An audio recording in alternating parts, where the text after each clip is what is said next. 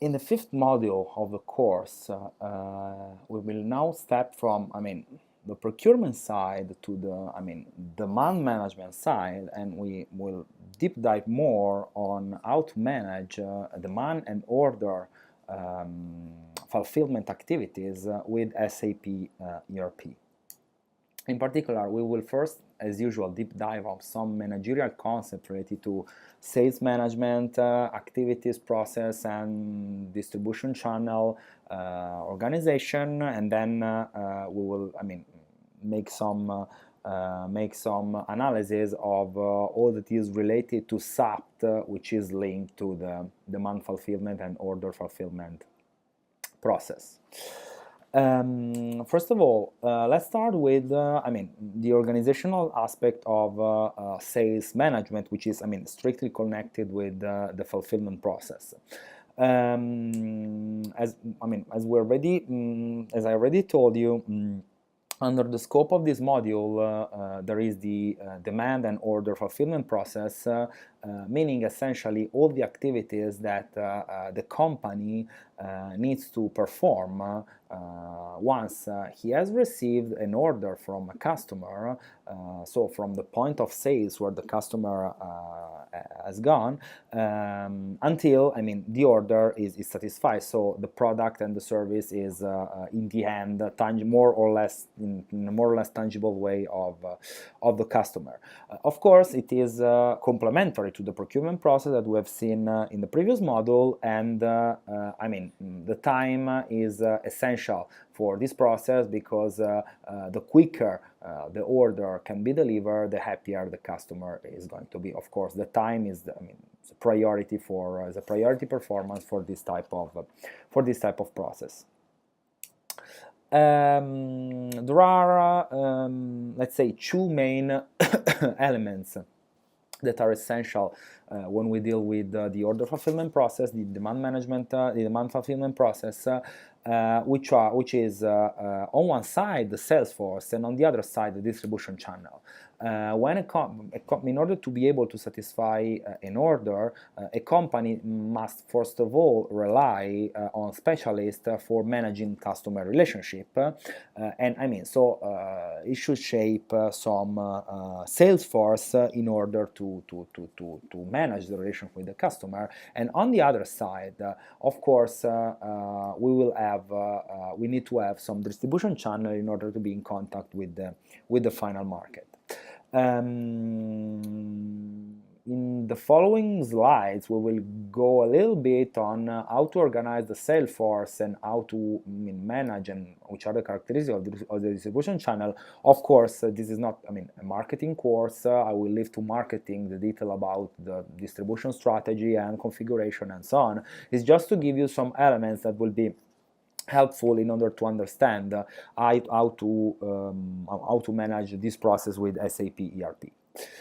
First of all, let's start with the concept of sales area, meaning that from an organizational and system perspective, the sales area, which is the area in which ERP, the sales are referred to, are made of three organizational elements. So first of all, how you organize sales, so the sales organization.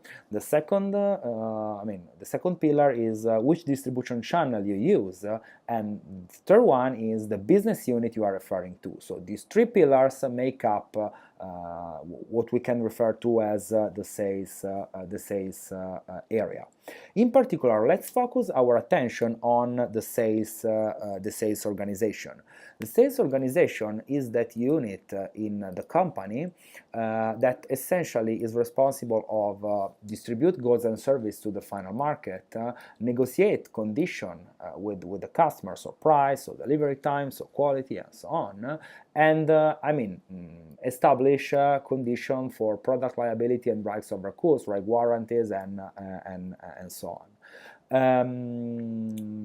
We will see some concepts, some basic rules to organize sales, but let's say that more than the procurement and also the other areas, sales are really affected by the geographical dimension of the company, and as they need to know how to be in contact with the final market. So the geographical aspects counts a lot in sales organization, but we will see that when we will deep dive in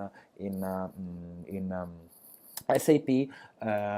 Sales are the highest level of aggregation in sales-related reported. Of course, sales organization is the highest level of aggregation of information in sales-related reported.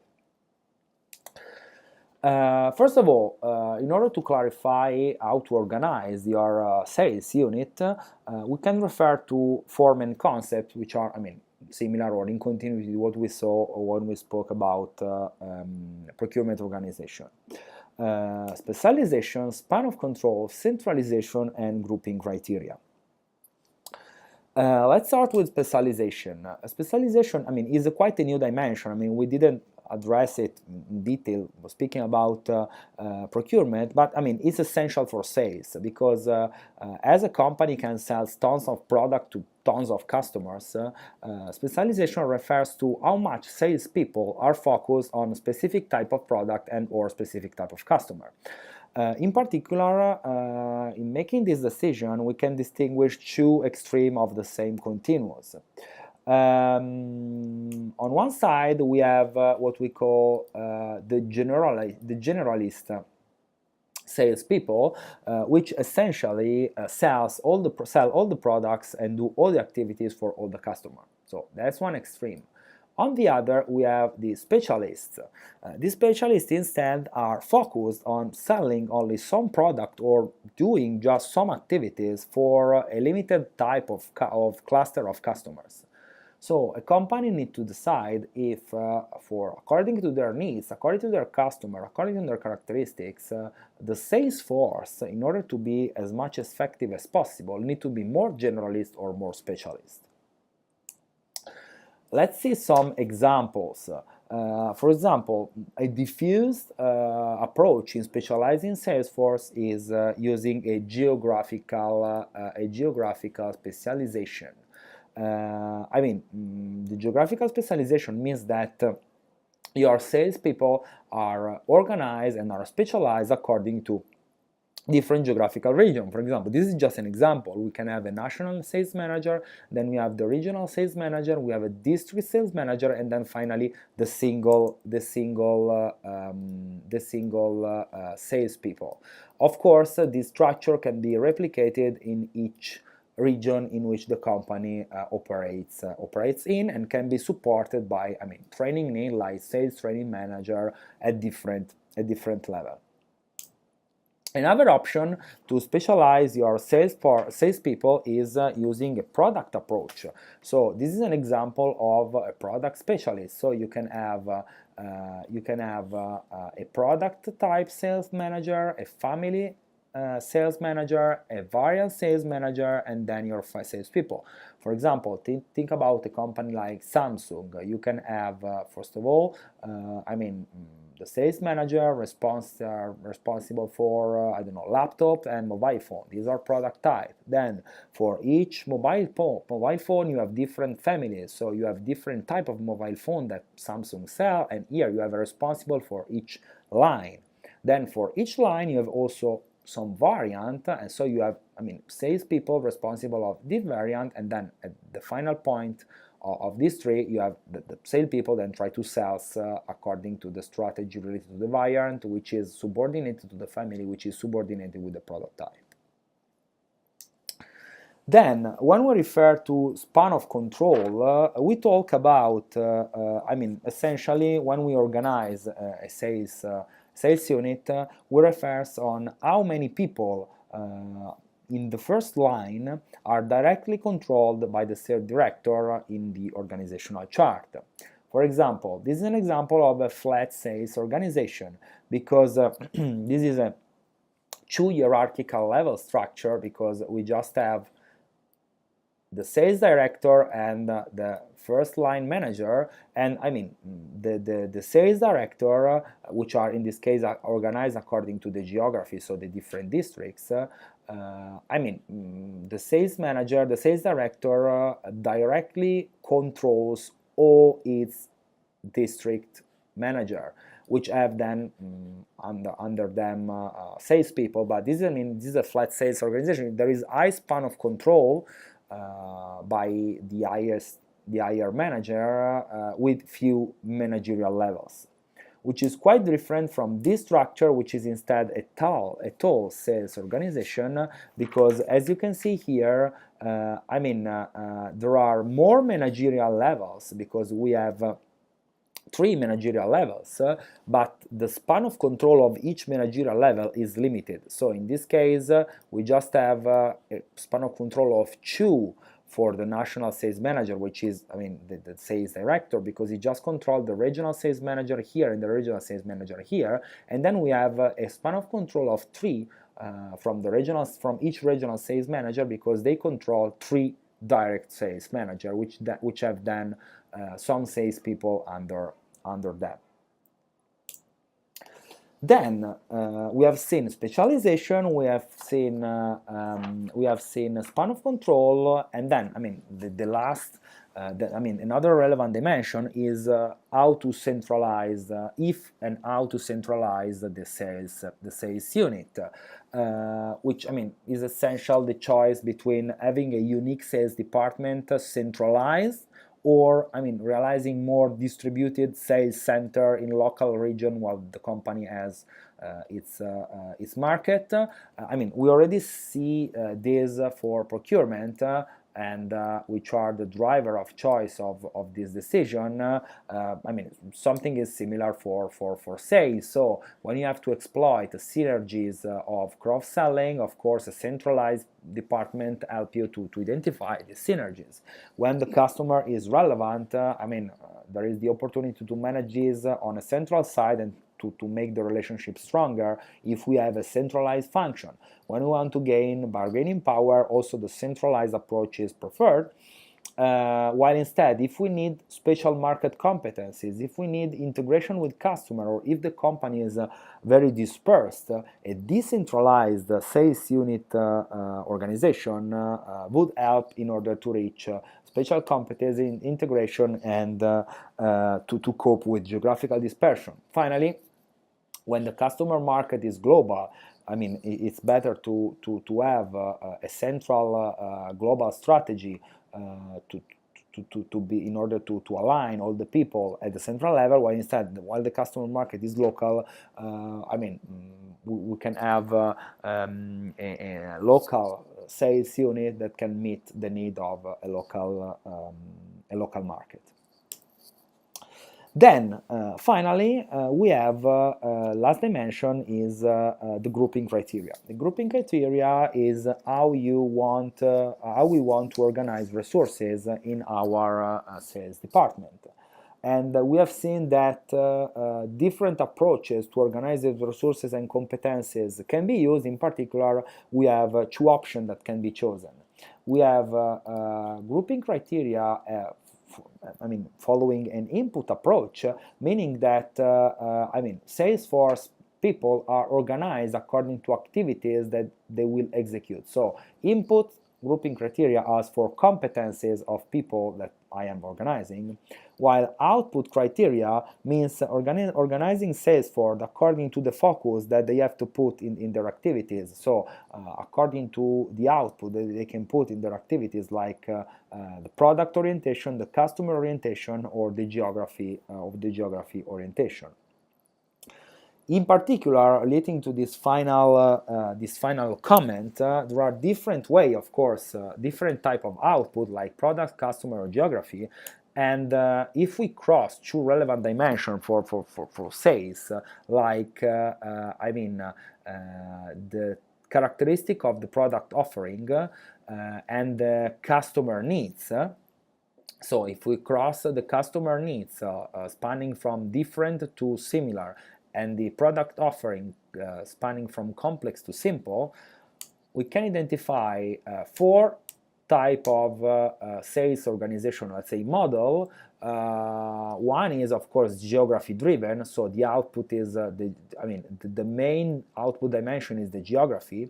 The other 2 are market and product-driven specialization. A market when customer needs are different, but the product's offering is simple, while a product where there is a complex range of products, but the customer needs are similar, while instead we are in tough position, so customer needs different and complex range of product, we need to mix this perspective, so realize, for example, hybrid structure, and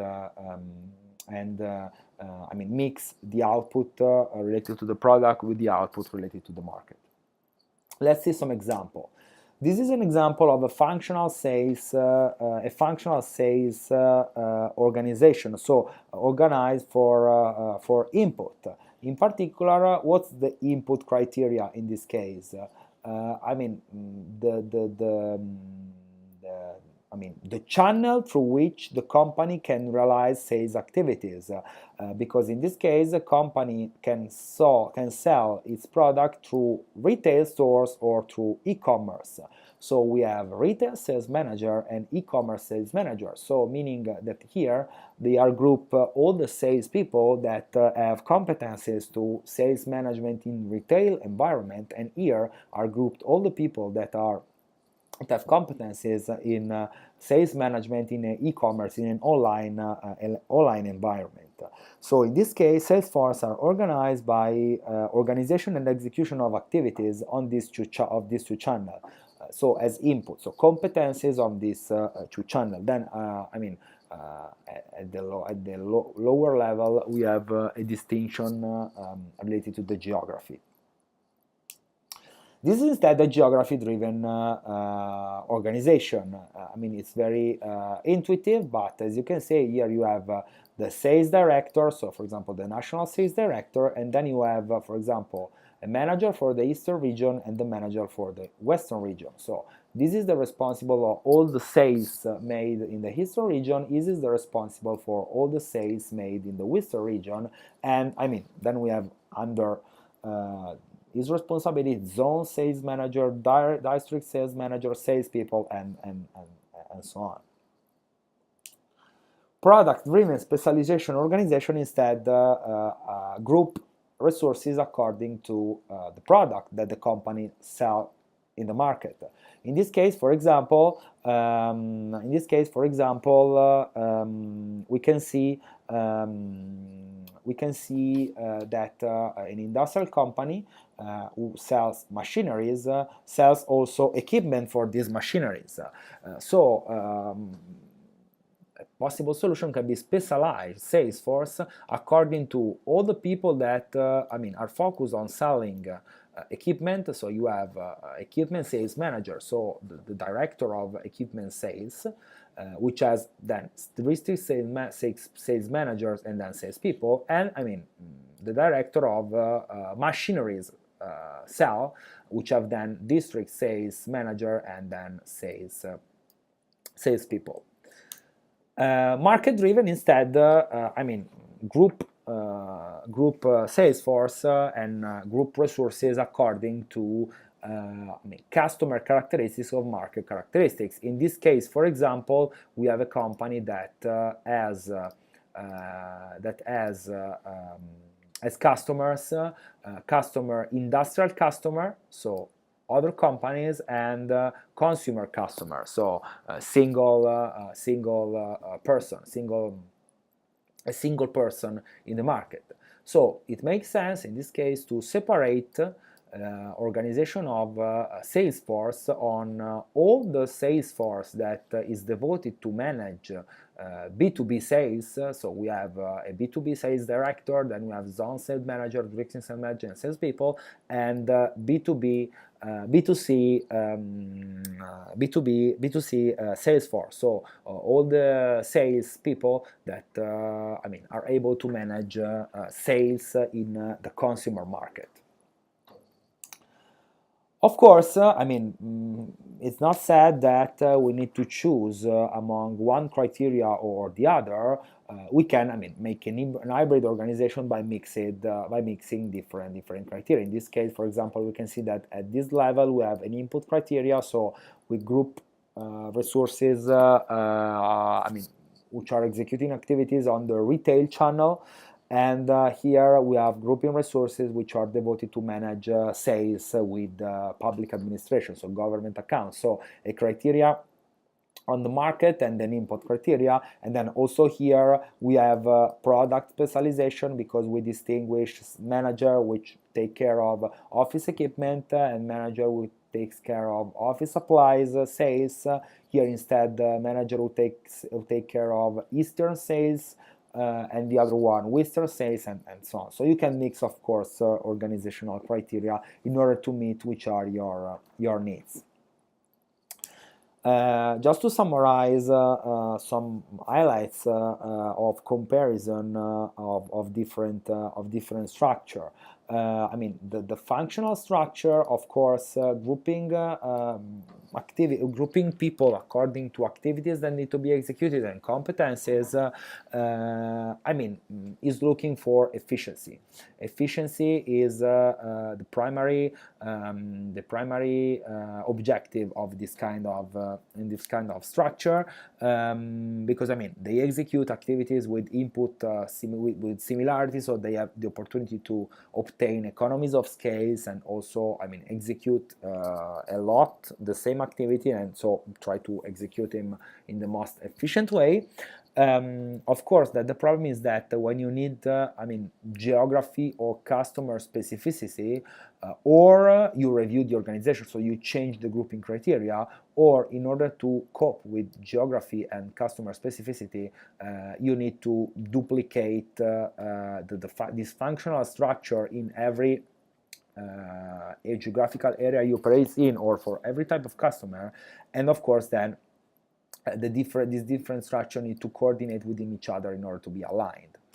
The market-oriented structure instead is poorly customer-oriented, but it has high cost, because I mean, as you specialize per market, company can operate in different market, and then different market can match different geographical locations. So you may need to duplicate this structure in also different geographical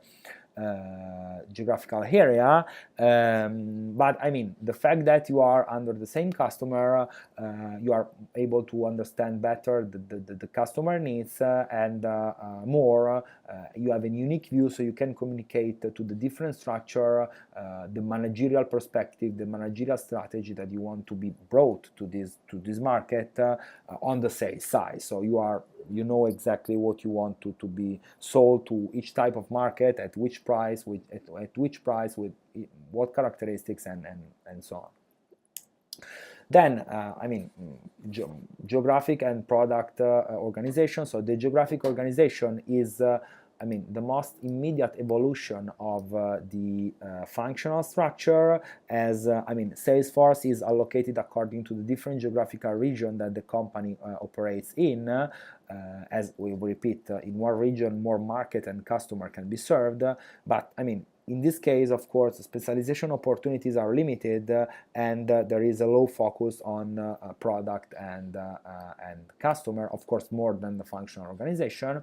Then in terms of product, the product gives emphasis, I mean, on specializing on the product dimension. So salespeople become a product expert, but of course, I mean, in order to organize this type of office, so product specialization and organization, you should expect to invest in a high cost structure, which also some duplication needed, because the same product can be sold in different geographical area and with different type of customer, but I mean, you can just use one sales organization approach in order to manage all this complexity. If it is clear, then once I have realized my sales organization, so the different model to organize my sales force, once the organization is in place, I mean, manager need to face what we call the sales force deployment problem, which means, I mean, essentially, how and where to allocate and distribute sales force in the organization and in the place where the company operates in. In particular, to solve this, you have to answer 3 questions. First of all, the first question is essentially how much selling efforts you need to satisfy your customer. So essentially, how effort you should put to satisfy the request of your customer. Then, how many people do you need? And finally, how you distribute them from a geographical perspective. So how to organize their geographical distribution. We will just see the first 2. So allocating of selling effort and allocating the selling effort and design the sales force size. First of all, in terms of allocating of selling efforts, we need to define essentially which is the concept of selling effort. So then we don't deep dive on how to calculate this, but the point is that what is a selling effort? A selling effort essentially can be conceptualized in different ways. Selling effort can be the number of visits that every year, every month, every week your sales force need to make. The selling efforts can be the number of calls that they can make in a certain period of time, can be the number of negotiation. So again, the time spent on negotiation with the customer, or can be, how much discount or favorable condition you need to give to your customer in order to get a certain business. So here instead is something related to money. The point is that independently from this, you need to understand how to valorize and how to make how to make in practice from a number perspective the selling effort. So you need to know how much visit, calls, negotiation time or discount you will need within a certain amount of time, because when you have done this, you are able to understand how many people you will need to do that. You can use different approach in doing this estimation. For example, a diffuse approach is what we call the breakdown approach. The breakdown approach is simply determining the sales force size according to the number of people. The number of people you generate is the number of people that is needed to generate to get some forecast level of sales.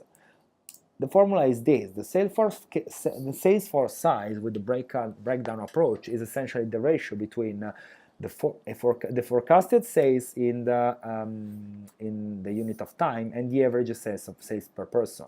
It means that if a company is planning to sell 1,000 units and on average one salesperson sells 20 units per year, the company will need 50 people. Very easy. Which is different from what we call the workload approach, because if the breakdown approach looks at the market productivity of the resources, the workload approach instead look at the work productivity of sales, and it evaluates the number of salespeople needed through the following ratio. So the total selling effort needed divided by the average selling effort per salesperson. Again, if a company plans to make 300 negotiations per year with their customer, and each salesperson can manage 10 negotiations per year, it means that they will need 30 people.